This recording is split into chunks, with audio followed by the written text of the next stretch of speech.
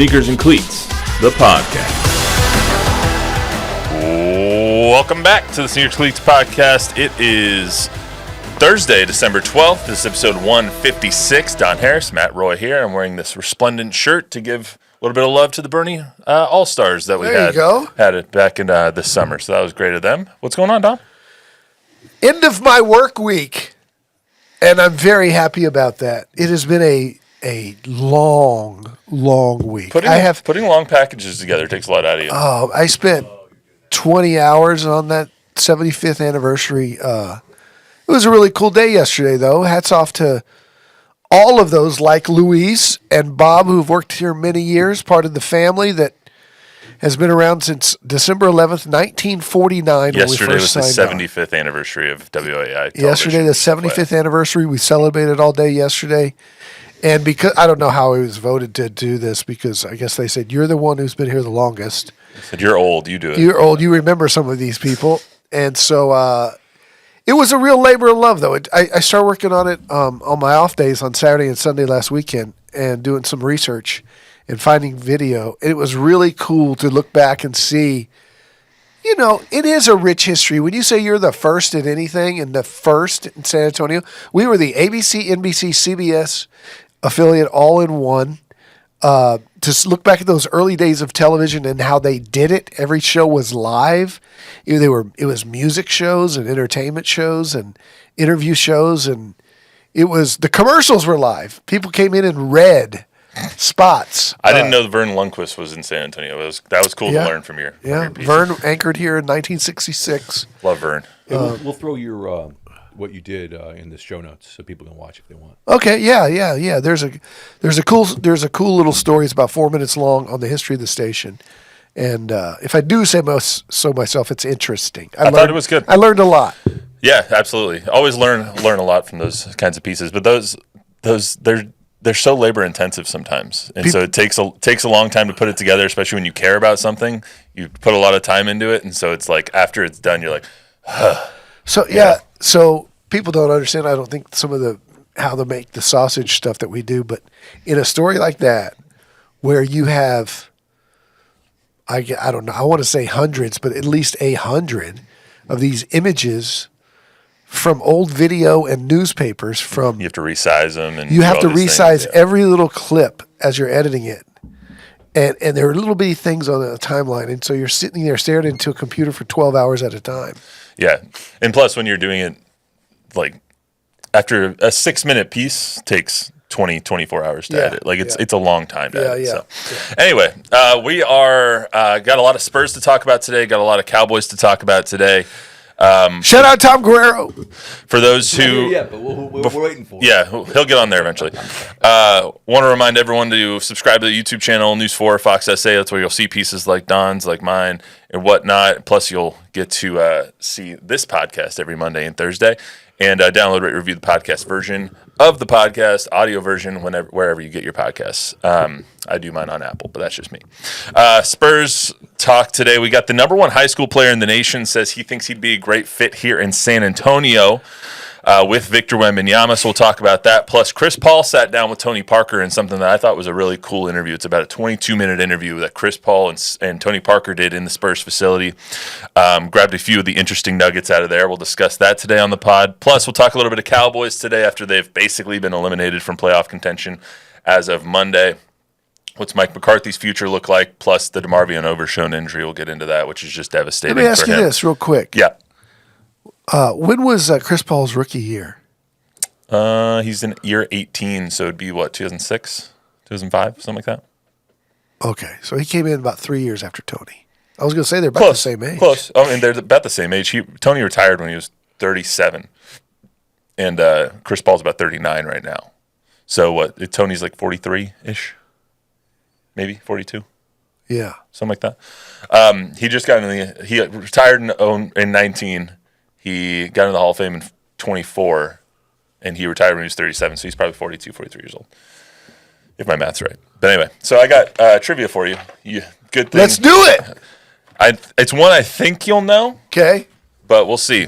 Shoot. The Spurs' big three Tim, Tony, and Manu hold the record for the most wins by a trio in NBA history. Correct. How many wins do they have? And this is just them on the court together in the same game. Like this isn't over the course of the dynasty. How many wins do they have? Because they have so many 50-win seasons in a row. Oh, okay. So this is just how many wins do the three of them have? It is an NBA record. So if Tim Duncan won 50 games a year for 20 years, that's 1,000 games. I'm going to say they won. But they were together for 14 seasons. Okay. I'm going to say they won 763 games. They won 575 games in games that they played together because some didn't play either. Yeah, especially load management late. If Tim, Tony, or Manu did not play, that does not count towards it's a lot of games. So, 575 games, though, is a lot. I mean, the same with the recent big three, the Clay, Steph, and Draymond Warriors. They got over 400 games. They're one of 13 teams, 13 trios that has won over 400 games together. It is worth noting every so often, because we took it for granted so much, it is worth noting every so often, that Tim Duncan is the winningest regular season player of all time. He's the winningest playoff player of all time. People like to, Bill Russell won 11 championships. Tim Duncan won 2/3 more playoff games than Bill Russell. There was also a lot more rounds of the playoffs. That's correct. So that's correct. Take it for what it's worth. That's what I'm trying to say, is that it was so much easier to win a championship when you were Bill Russell. You won one round and you were in the finals. And for Tim Duncan to do what he did for 20 years and never have a season where he didn't win 50 games. Think about that. I love Don getting on his Tim Duncan soapbox. He's so great. If Tim Duncan had played in Boston or in New York City instead of San Antonio and done the exact same thing, it would be argued between him, Jordan, and LeBron. He would be number one. He would be in that conversation. But because he played in San Antonio, some of these morons. That's true. It's true. He would not be in the conversation as the greatest player of all time. Absolutely. He would not. Yes, he would. This isn't the day for that debate. Oh, that's insane not to think that. It's Tim Duncan's not a greater player than LeBron is. I'm not saying that he is. I'm saying he'd be in the conversation. It would be a quick conversation. No, it wouldn't. That's not true. It's not true. He stands right next to LeBron. He's not a greater player than LeBron James in the history of the NBA. I agree with that statement. But I'm saying is, no idiot would put Larry Bird ahead of him on a list. Do you want me to compare the rest of the names? That's fair enough. That's fair. Okay. But saying Larry Bird and saying LeBron and MJ are two different I'm saying he would be things. listed as third instead of seventh or eighth in some of these dumb lists. Okay. I can buy. Okay. Let's get into the rundown here, not off topic on Tim Duncan.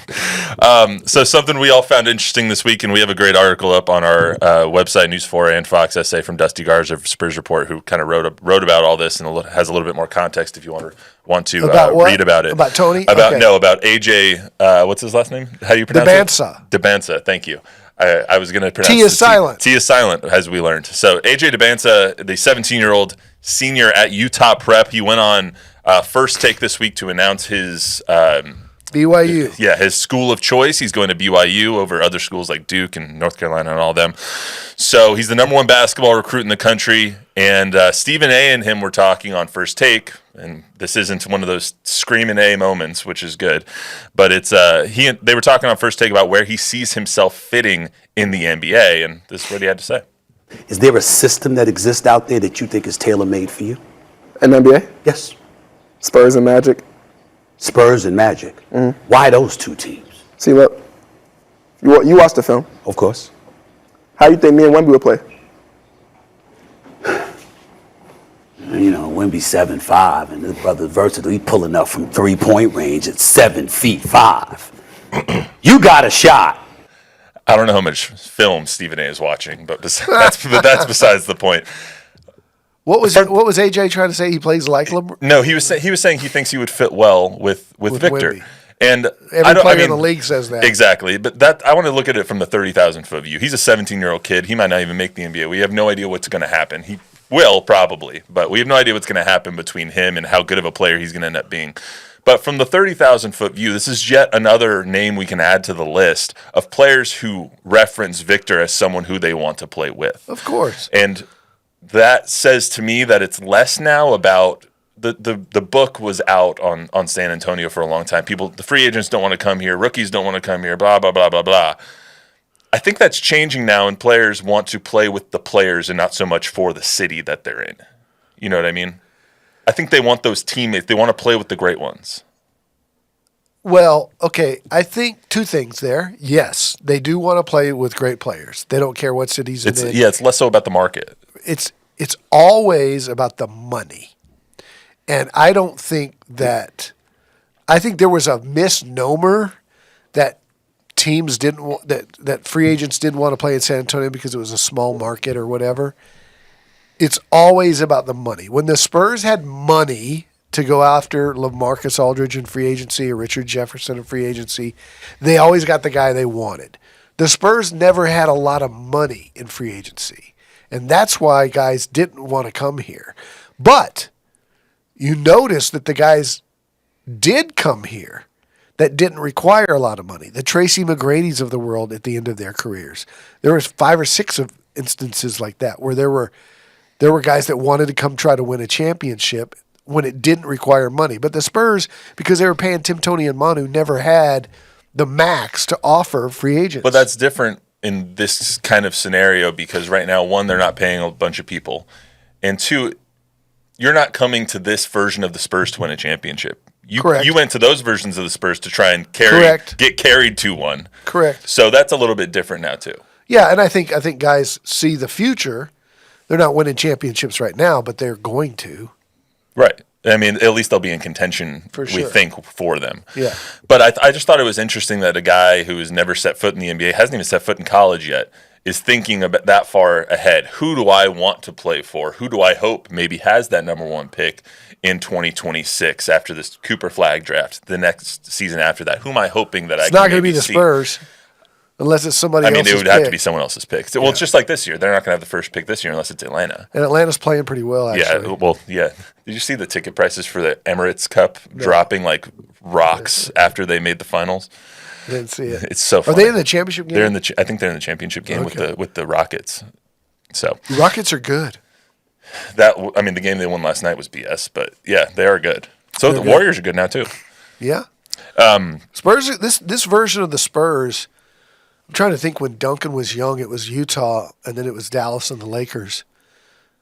This version of the Spurs is going to have Western Conference landmines in order to get to be a championship team because Houston and Oklahoma City, and there's others. There's still Denver and whoever else, but there's some really good young teams in the West. What I really found interesting about that is it's stuff that we talked about in the summer is that players are going to want to play with Victor in that even now as the free agent contracts, you can now be traded if you signed a free agent contract on December 15th, I think, and then like people like Lauri Markkanen can start to be traded in January, early February. People like that are going to be like, you know what? I'm cool with going to the Spurs. Sure. It's not the Lakers and the Knicks and the Miamis and all those guys of the world anymore. 100. That stuff doesn't matter because they want to play with Victor. So I just thought that part kind of interesting. Let's get to the Chris Paul sit down because that's also interesting.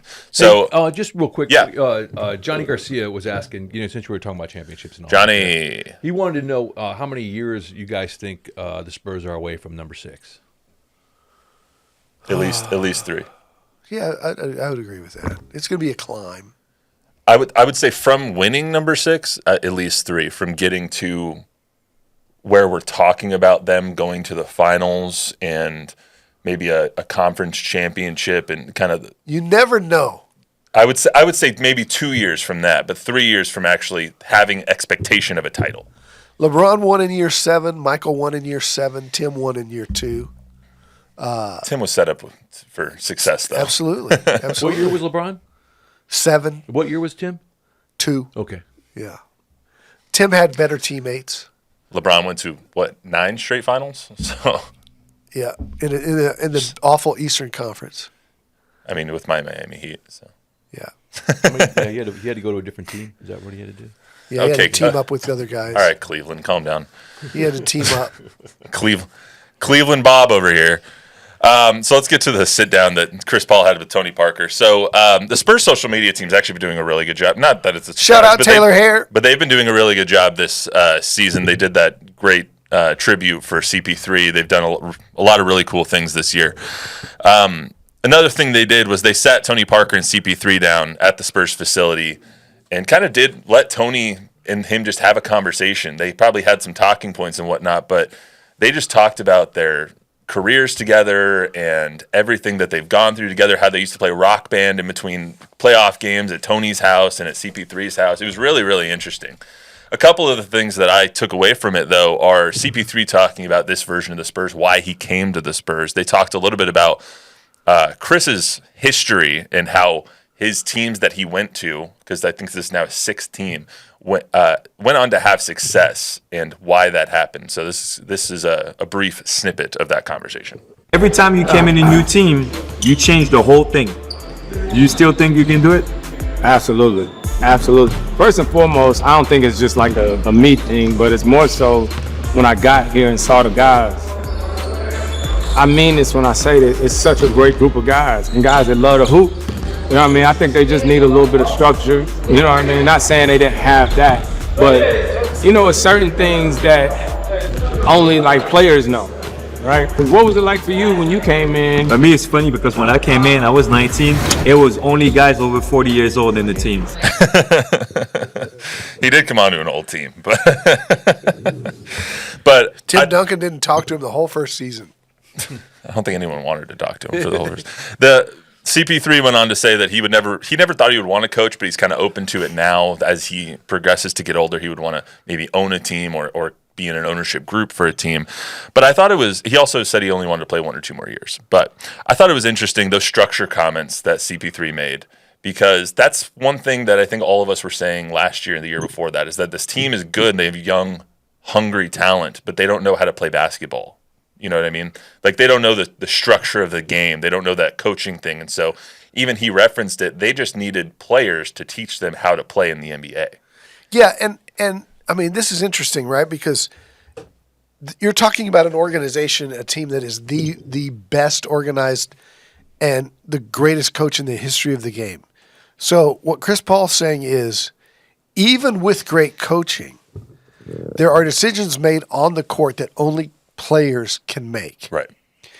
I counted 6 games. The Spurs are 12-12. They've won 12 games. I counted 6 games that I would look back at and say they could have easily lost those games had it not been for Chris Paul. And this would year. have last year. They might be 6-18 right now instead of 12-12 if not for Chris Paul. He's given them that much. And you know what's interesting? And I asked Wemby about this yesterday and Stephon Castle.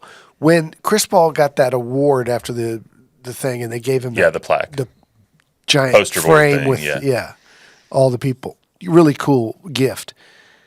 Paul, in his acceptance speech in front of the team, twice referred to, "I know I can be a lot," because he whips everybody's. You know what? It's why he couldn't get along with James Harden and Russell Westbrook. It's why he's had problems everywhere he's been, right? Because he's this little snippy chihuahua. He's demanding. Right. He is very demanding. And a lot of guys turned off by it.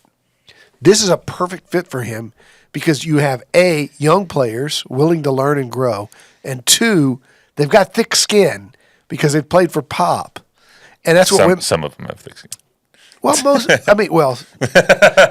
think some of them towards the media don't, but to Pop, I think they do. And Wemby, I asked Wemby about it yesterday, and his comment was, I said, "How would you describe Chris? What do you think he means by that?" "I'm a lot," and he goes, "He has no filter. I can see how it would really tick a lot of guys off, but we are fortunate that we've been in an organization where we're used to it with Pop and whatever." And the other thing is he's up front and does it to your face. He doesn't talk behind guys' backs in the locker room. He says if he has a problem with you on the court in the moment, he's going to say it to you in your face on the court in the moment. And most guys can live with that. There was a comment by CP3 in I think it was a post-game interview after he got his 12,000 whatever assist. And he's like, I didn't really realize that I hit that point because we were losing at the time. So I was trying to get on someone's butt about what happened on the course. I didn't really realize it until they put it on the video board. And that's kind of just the player he is. That he wants to win. He wants to win. He wants to play. And that's what the next bite is about. It's like he could have gone a lot of other places, and he says so in the clip. But he chose to come here because he wanted to hoop. He wanted to play. So let's hear from him again. When you look back, what makes you like want to keep doing it? Like you're 39 now. Yeah. I stopped. I was 37. Was you? Yeah, I was 37, and for me, that's just me. Me. I was like, oh, I don't want to play for a team that's not going to try to win a championship. Yep. Like I wonder with you, like why the Spurs? Like why a team that is rebuilding? Last year was probably one of the toughest years for me, right? And TP, you know more than anything, I just love to hoop. Like I want to play. And then for me, Jada and the kids, they stay in LA, right? So, you know, with your two kids now, if I'm gonna like sacrifice my family and be away from them, then I at least need to be playing. Yeah, true. You know what I mean? So nobody's guaranteed to win. Right? It's only one team that's gonna win, and I think for me, you know, I looked and I was like, man, I can go play, I can go hoop. That's a testament to him because you never got the sense last year in Golden State that he was causing trouble or was unhappy. You know, he was a good teammate, and you heard Steph and Draymond and those guys talk about he was a really good teammate. And last year, he was coming off the bench for a Golden State team that wasn't very good. Yeah. And so you can see how being away from your family and losing and not playing can wear on somebody. So the fact that he came to the Spurs was probably a lot of factors that we've already discussed, but one of them is that he is getting the chance to still be on the court as a 39-year-old point guard who doesn't have his fastball anymore, but is still very, very serviceable as a starting point guard. Yeah. And the better, you know, at the first week of the season, we were talking about Steph Castle. He was getting 18 minutes a game. Now he's getting 34 minutes a game. Yeah, and Devin's still coming off the bench. And the reason he's getting 34 minutes of the game is in large part because of what he's learned from Chris Paul. So Chris Paul is slowly coaching himself back to the bench. What I think is interesting about that is one of the questions that I had written down on the rundown is CP3 is not going to win a championship here in San Antonio unless some miracle happens. Whether he's here for this year and next year, whether he's just here for this year.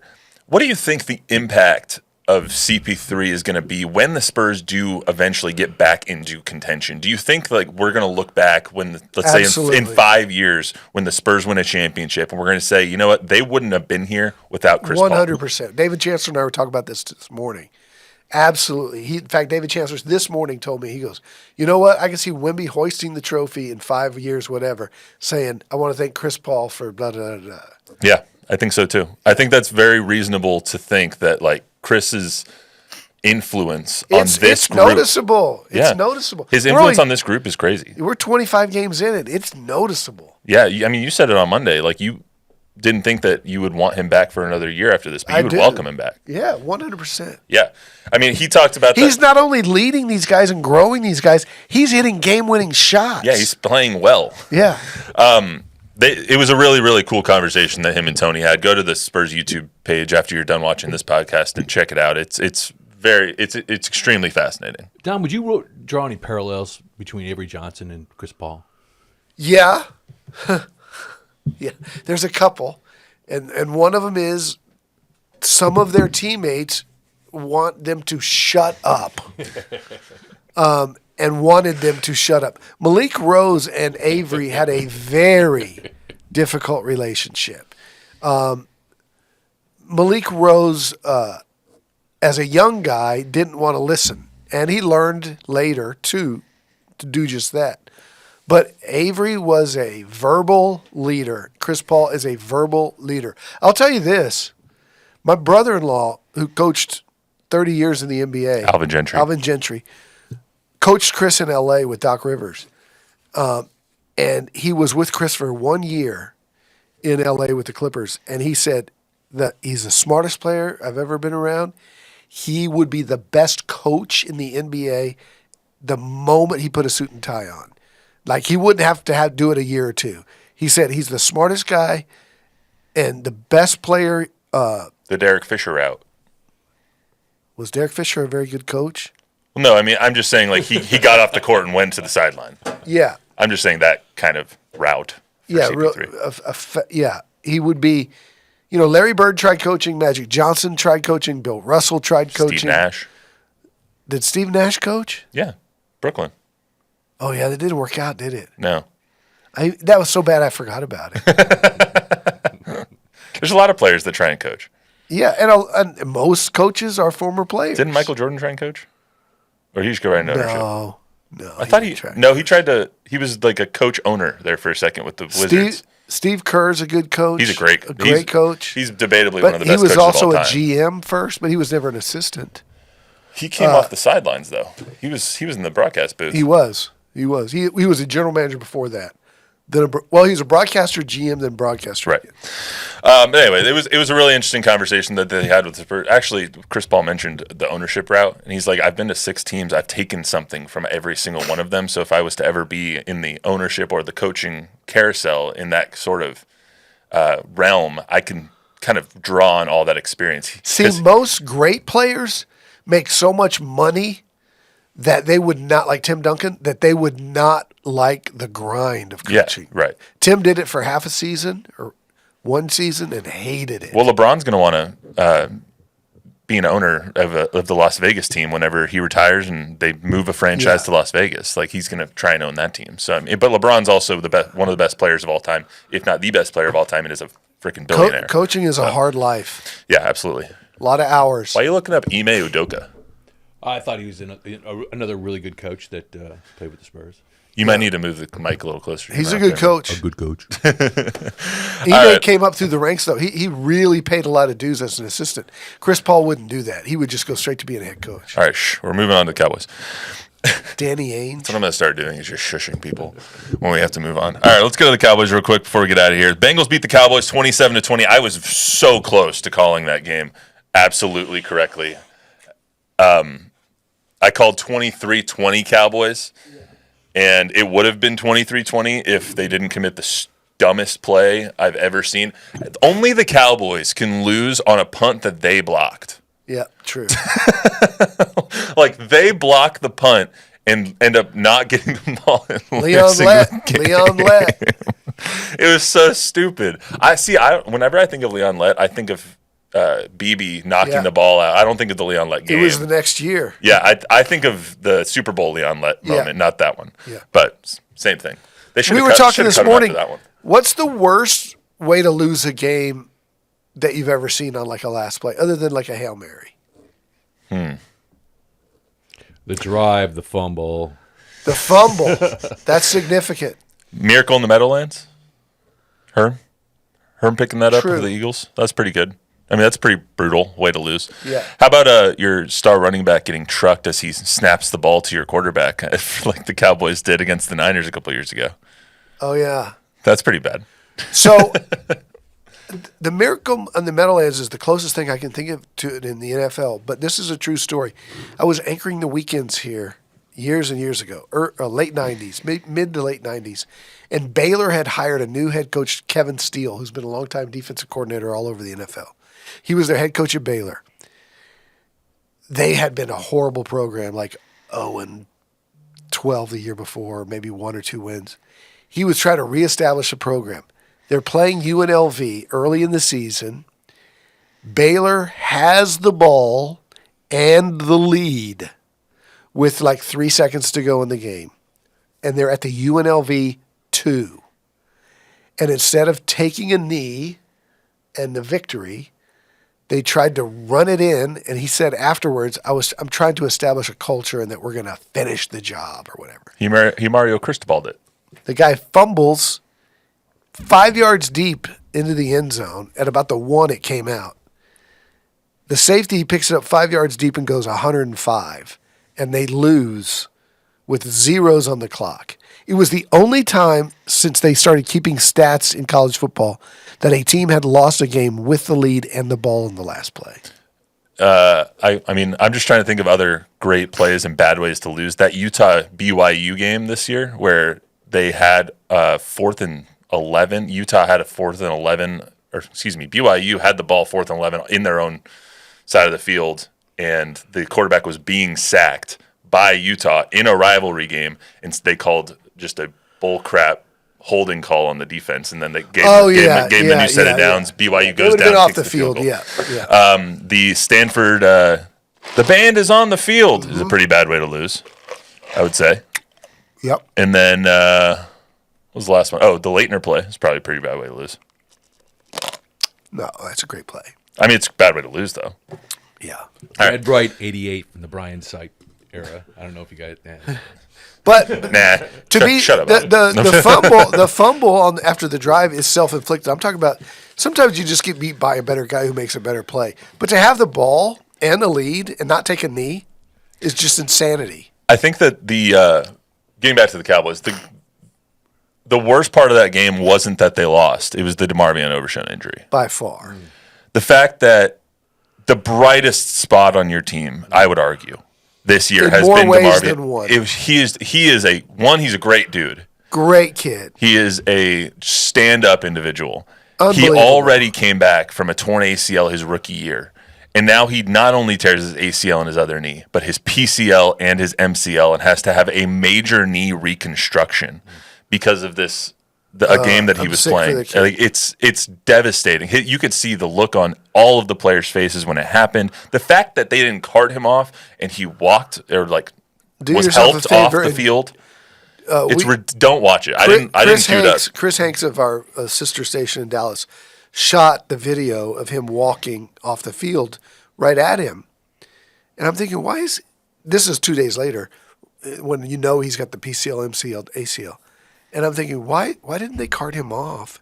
They didn't know at the time. And you're watching every step that he takes, his entire leg. You don't watch it. Buckles. It's not, you don't need to. It was barely attached from the knee down. I saw that and I was like, well, he's done. And then it came out that it was ACL, PCL, and MCL. And I was like, okay, well, he's done for next year too. His career might actually be over. I'm not going to go that far. Those kinds of injuries, it's tough to come back from. The good thing is that he allegedly doesn't have any nerve damage like Jalen Smith did from Notre Dame. But still, and he's a young kid, and it helps him that he's young for the healing processes. But he's definitely not coming back next year. No. This is a 12 to 18 month recovery for him. Yeah, it's so awful. And just the fact that it happened to him makes it so much worse. You could see it. Micah was crying in his post game presser. Players know him, love him, and the fact that it happened to him made this so much worse. Real quick story about Demarvion Overshown. He played against UTSA 2 years ago in Austin. Jack Green and I were going to our car after the game and after all the post game and everything. Photog extraordinaire. And we go to the elevator to get to the parking garage, and we're in the parking garage, and Overshown's there with a big old black cowboy hat on, and his mom, his aunt, and his two little sisters. And I recognized him. I said, "Are you Zero?" We were getting in the elevator with him, me and Jack and this family. "Yes, sir." I said, "You're a hell of a player, Zero." "Thank you, sir." And he was as country as they come. Mm-hmm. He's from Arp, Texas, population 206. And he does the whole thing. He rides horses, he ropes and all that kind of stuff. And he's got this giant smile.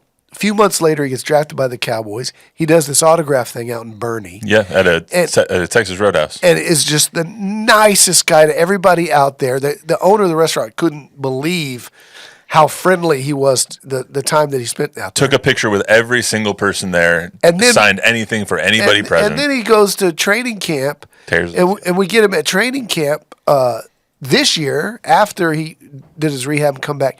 He was so excited to be back, so excited to be playing again. Everybody works in a workplace, right?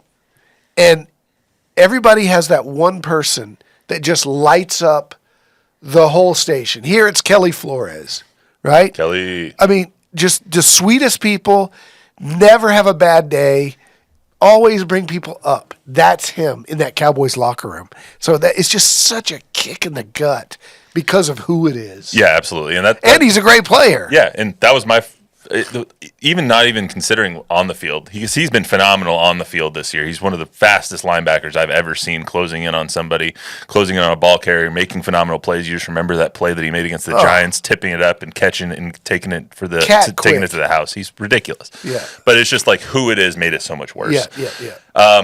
So, I mean, my heart breaks for him. My heart doesn't break so much for the Cowboys in general, just based on how their season is going, that they lost the game, but for that injury, for sure. Only other thing I wanted to talk about while we're here is there's been a lot of talk this week about Mike McCarthy. Obviously, Bill Belichick, I think, is having his introductory press conference at UNC right now. Actually, it might have ended already because he only does 5-minute press conferences when he's a coach. But Bill Belichick's now off the table. There's still guys out there like Ben Johnson and Mike Vrabel and these other names. Do you think right now Mike McCarthy is the best option? No. For the Cowboys? I think that there's an argument to be made that he is. I don't think he's the best option, but right now he's the only option, and he's not going anywhere. Jerry? I think there's a better chance than not that they re-sign Mike McCarthy. 100%. And he's going to come back. Which was blasphemous to say 5 weeks ago. Think about this. If you're Mike McCarthy, you're a free agent. Do you want to come back? Exactly. Exactly. Yeah. He's a really good coach. There's going to be some openings. Yeah. Why would you come back to a team that you know is set up to fail? That's fair. I think that's more of the point, because like Jerry can offer him a contract. He doesn't have to sign it. That's right. That's right. That's how, I didn't even think about that, really. So it's going to be interesting. But I think right now, just speaking from the Cowboys' perspective, 5 weeks ago, we would have been like, Mike's out of here. There's no way. And now you look at how the team has kind of galvanized, for lack of a better term, done better around without some of their star players, without Dak and without DeMarcus Lawrence and all that stuff. And this is a pretty decent coaching job for Mike McCarthy with what he was given. So. 3 weeks ago, he was asked by somebody in the presser. He said, "Coach, is it crazy to think that you could?" And he kind of laughed like crazy, like you guys are killing me already. No, it was like right at the beginning too, because Jerry said something on the radio, and he's like, well, I don't know anything. I don't want to talk about it right now because we got the Giants coming up, but keep sending the good vibes this way.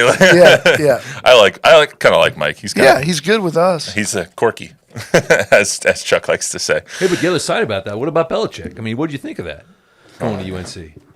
Well, I love all the memes that are coming out of it. On the surface, it doesn't seem like, it makes sense. But then we see the picture of him as a 3-year-old because his dad coached there and he grew up there, and his first memories of football were there.